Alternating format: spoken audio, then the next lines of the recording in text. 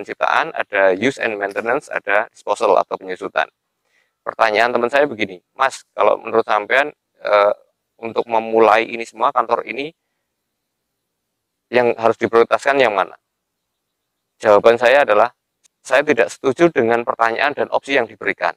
Karena menurut saya opsinya kurang satu.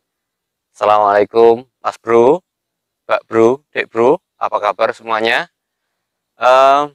Kali ini Pusat Arsip Indonesia akan membuat satu rubrik baru yang saya beri nama Belagu. Belagu itu adalah belajar arsip gunakan undang-undang. Jadi Belagu itu bukan sok-sokan ya.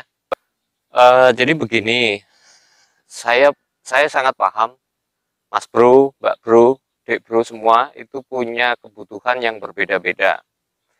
Makanya ada yang meminta saya membahas SKB kearsipan, ada yang membahas soal permintaannya membahas soal pengawasan kearsipan.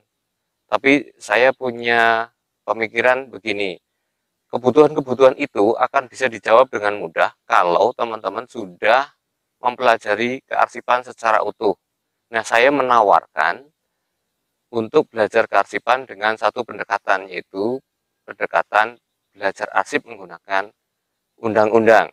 Untuk itu, pastikan teman-teman sudah subscribe channel ini, dan yang sudah subscribe pastikan sudah aktifkan loncengnya, supaya teman-teman bisa mendapatkan pemberitahuan terkini dari konten-konten yang ada di Pusat Arsip Indonesia. Ayo kita mulai ke inti bahasannya. Nah, cara membaca undang-undang atau cara mempelajari undang-undang memang sedikit berbeda dengan kalau teman-teman membaca novel, koran, buku, itu agak berbeda. Nah, oleh karena itu kita perlu mengenali strukturnya. Jadi dalam undang-undang strukturnya itu kita akan kenali bahwa undang-undang itu terdiri dari bab, bagian, kemudian ada paragraf, terus kemudian ada pasal. Nah, Undang-Undang 43 tahun 2009 tentang kearsipan ini terdiri dari 11 bab dan 92 pasal. Kalau kita sudah mengenali konstruksinya, maka kita akan lebih mudah ketika misalnya membahas sanksi administratif gitu. Kita akan cari sanksi administratif ada di bab berapa. Misalnya itu sebagai contoh saja. Ternyata sanksi administratif ada di bab ke-8 dari pasal 78 sampai 80 misalnya. Ini hanya sebagai contoh. Nah, dari ke-11 bab itu akan kita urai satu-satu. Bab 1 itu berisi tentang ketentuan umum, atau kalau di konten saya menyebutnya sebagai terminologi. Nah, bagi teman-teman yang belum nonton terminologi kearsipan, silahkan klik di link ini.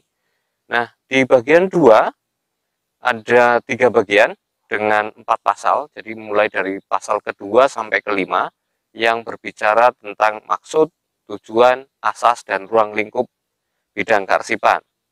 Di bab 3 ini yang paling banyak, ada 11 bagian dengan 34 pasal, dari pasal ke-6 sampai dengan pasal ke-39.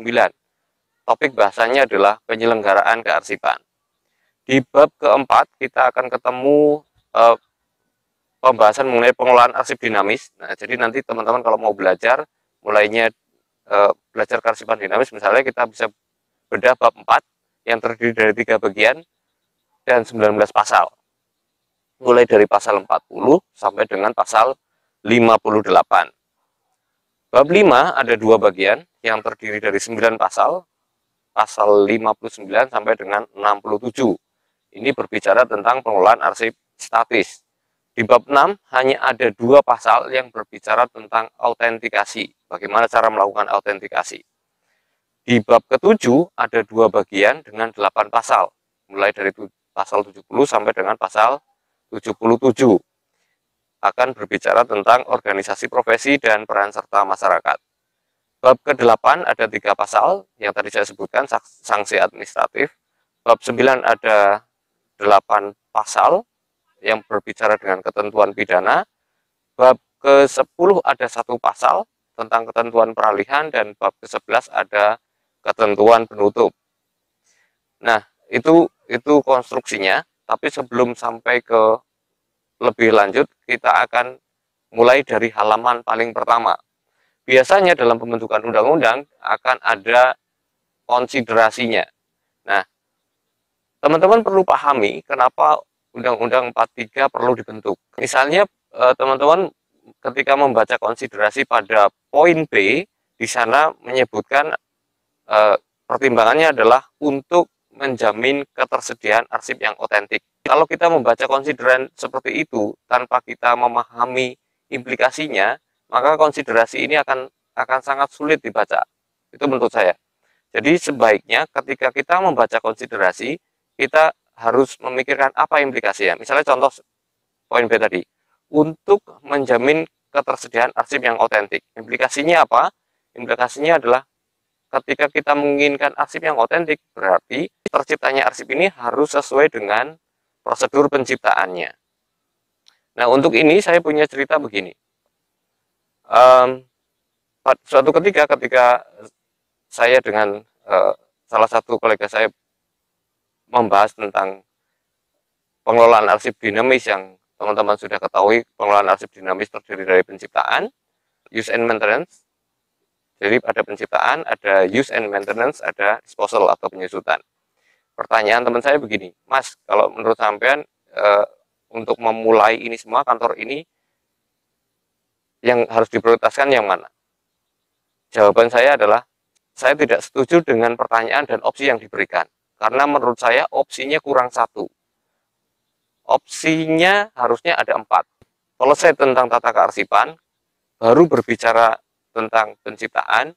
Yang kedua, penggunaan dan perawatan atau use and maintenance. Yang ketiga, baru berbicara disposal atau penyusutan. Nah, kalau ditanya yang penting, yang terpenting yang mana, kita harus fokus yang mana, tergantung kita ada fokus di mana. Kalau kita fokusnya pada membangun kearsipan sejak awal, maka kita harus berbicara tentang selesai tata kearsipan, sehingga arsip yang otentik tadi akan tercipta. Itu, jadi konsideran itu harus dibaca dengan perlahan-lahan, dengan memahami implikasinya apa. Saya kira itu pengantar dari belagu ini. Kita akan lanjutkan bahasannya pada video selanjutnya yang akan membahas bab 1. Tapi jangan lupa subscribe channel ini dan pastikan jangan tertinggal tayangan-tayangan selanjutnya. Terima kasih sudah menonton. Wassalamualaikum warahmatullahi wabarakatuh.